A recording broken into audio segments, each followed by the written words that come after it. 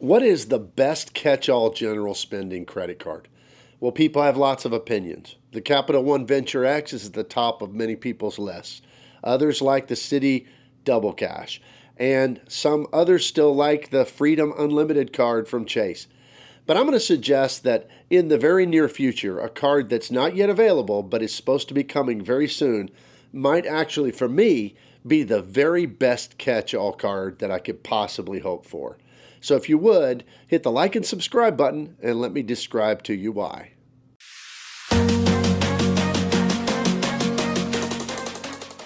Welcome to the Rewards Master. As we talk about catch-all credit cards, generally the standard that everybody's looking for is 2 cents per point. Now, if you're talking about cash back, there are some other cards like cards from Bank of America. If you have so much in your checking and in your investment accounts, you can get up in the excess of 2.5 cents per point for cash back. But since we primarily focus here on this channel on transferable or usable points for travel, then we're going to focus on those cards that give you points that you can use for elevated travel or hotel stays and things of that nature. So with that in mind, about the best, the gold standard you can get is 2x or 2 points per dollar. And you can get that with the Venture X card from Capital One. You can get that with the Double Cash card from Citibank, which can also be connected with the Strata Premier or Strata Elite to be able to have access to transfer partners. And then if you get the Active Cash card from Wells Fargo, you have that same ability.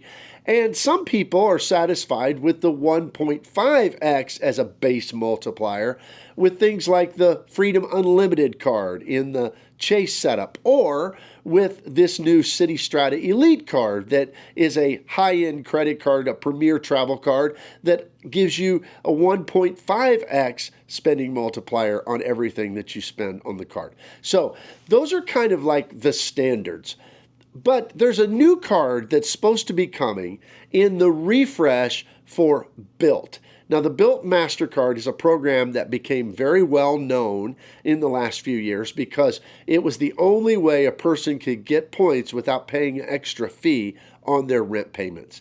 And they have been promising, and supposedly this year, and the year is starting to draw to a close, so it should be soon, Bilt has been promising to add the ability to earn points on your mortgage payments. I'm very excited about that. I have a Bilt card, but I can't really use it to get those extra points because I don't rent. I have a mortgage. So when that happens, I'm very, very excited about it. But a little while back, I think it was back in February, Bilt sent out some emails to their card members kind of offering a poll of what card members would like to see when they refresh their cards.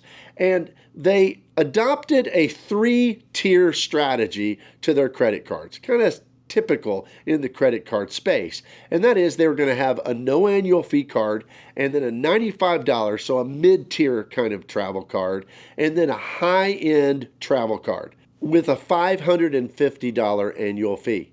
Now, in each of these tiers, they offered card members an option. So there were 2 different cards that could potentially be developed. And they were wanting, of course, input from their card members as to which people would most prefer.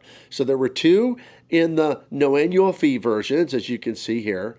There were also 2 in the $95 versions. And then there were 2 at the high end with the premium $550 card versions.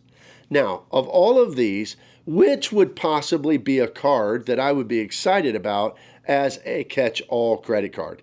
So let me explain. There are really 2 that really intrigue me as far as their potential to be my card that I use for everyday spend on things that aren't elevated multipliers like gas or groceries or dining, things of that nature. Before I dive into the 2 cards that really intrigue me, you may notice that on my videos, I don't have referral or affiliate links down in the description. And I made this choice because I want my content to be completely focused on what's good for my viewers and without any outside influence.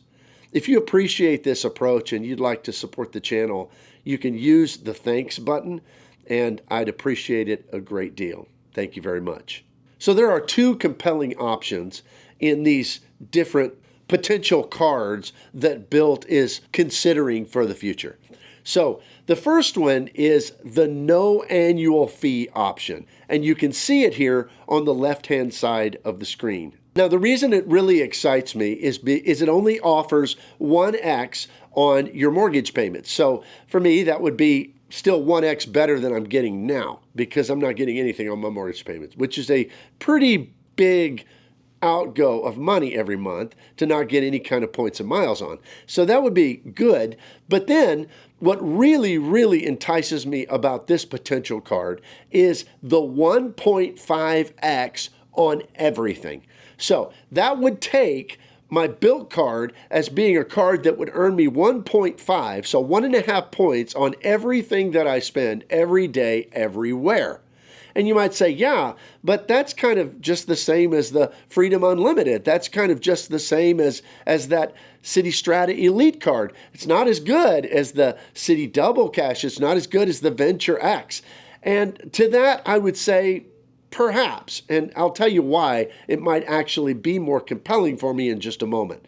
But before I do that, let me tell you about the other card, and it's at the top end of the spectrum. So when we look at the middle cards, the ones that are $95, kind of the mid-tier travel cards they're planning to offer, really nothing there is very intriguing to me at all because they all are going to still offer the same 1x on mortgages, and they're going to offer 1x on all general spending.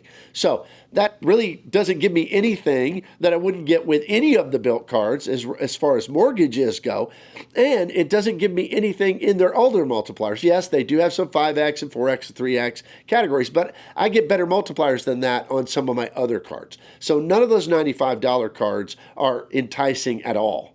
But when it comes to the cards that are proposed at the top end of the spectrum, the $550 a year cards, one of them is somewhat intriguing. And if they had different credits on there, I think it'd be the one that I'd choose. Now, the reason this is enticing for me, the one on the right-hand side of the screen, is because of that 1.25x on all mortgage payments. And it would be on rent payments too for people who have pay rent.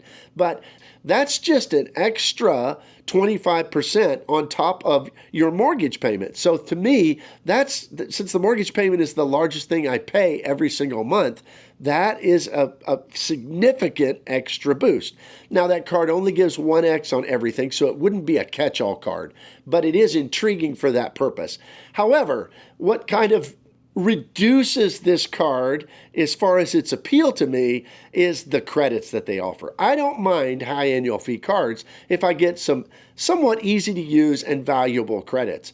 But the credits offered on this card just are almost the worst of the worst for me. It gives a $200 hotel credit. I don't need that. I have so many of those already that make it difficult for me to use them. I don't need that for sure, although I could probably find a way to use it. But then it has a $120 Bilt fitness credit. Well, I use a home gym. I don't go to a gym, and I don't use personal trainers. So that's literally something that I would not be able to use.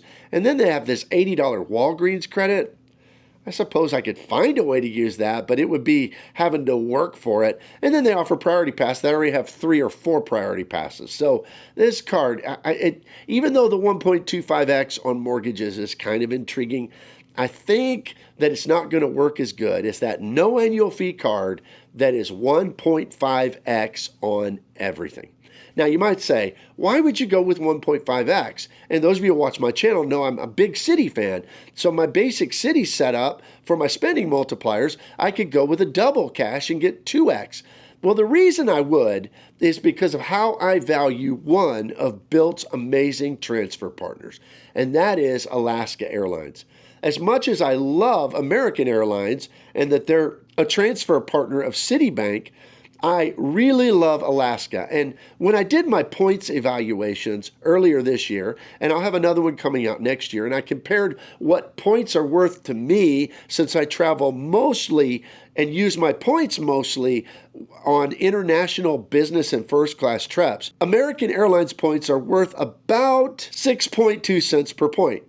But my Alaska points are worth 7.1 cents per point to me for that specific usage for international business and first class travel. So even though the Citi points, which can become American points, are still very, very valuable at 6.2 cents per piece, that would make this card earning 1.5 that can be Alaska points at 7.1 cents in value. It would make it almost the same value. In fact, when you do the math on that, a Citi card that earns 2 points per dollar would be worth about 12.4 cents per dollar spent, whereas this card at 1.5x that can be turned right into Alaska points would only be worth 10.65 cents per dollar spent. However, why would I want to go with a general spending card that earns a little bit less? The reason is because it is not hard at all. In fact, it's easy for me to earn Citi points. I have cards that have 5x multipliers in multiple categories that I use, and I rack up many Citi points every single month. But when it comes to Alaska points, it is very difficult for me to earn Alaska points. I have gotten the sign-up bonuses already on their cards. I've already used my Bilt card as much as I can, but Bilt doesn't give any sign-up bonuses. So there's not a way to get more cards, get sign-up bonuses, and really rack up Alaska points. So when I consider the scarcity of the points and how difficult they are to earn, I'm just not sure that 1.5x for Alaska points might not be better for me because of their scarcity than all the points I can earn with 2x with Citi and earn American Airlines miles in that case, since I'm already earning so many Citi points along the way anyhow. So that's kind of my rationale. Let me know what you think of it down in the comments below. Which one of these cards are you most excited about for Bilt? And if you were to have to choose one, which would it be? Let me know in the comments. Thank you for tuning in. Consider my channel membership. It's just $2.99 a month. You can cancel anytime. I do special redemption videos and videos that are dedicated for channel members. I appreciate that. I appreciate you. Thanks for watching. We'll see you here next time.